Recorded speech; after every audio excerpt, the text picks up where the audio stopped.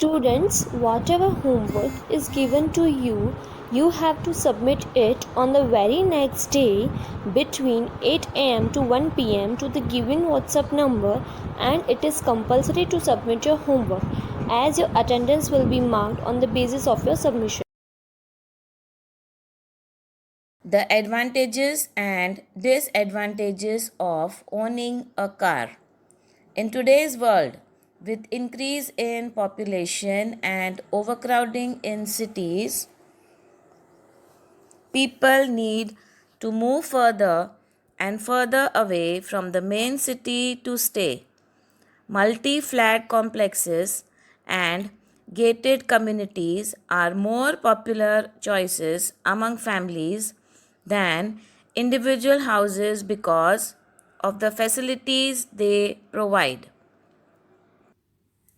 Living far away means commuting to the society, to the office, and schools. The public transport system being overcrowded and not absolutely reliable requires each family to have a private vehicle.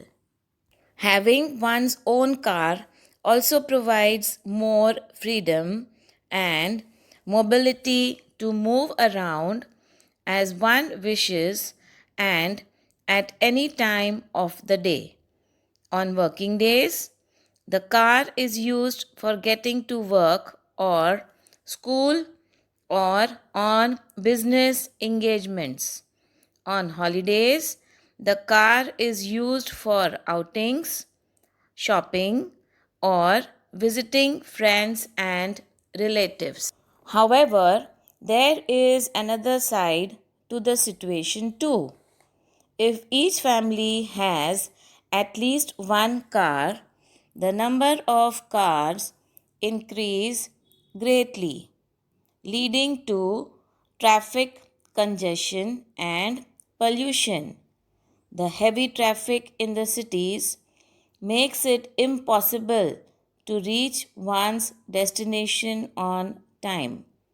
Hence, to get anywhere takes longer than usual and one has to leave home very early. There are long waits on the road and people get exposed to pollution. Furthermore, road rage and rash driving cause a lot of accidents leading to serious injuries. Even the countryside has not escaped the invasion of fleets of cars.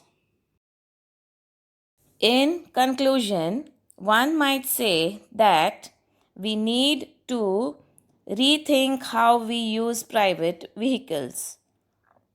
The complete banning of cars would reduce personal freedom. On the other hand, using private vehicles too much would lead to pollution and global warming.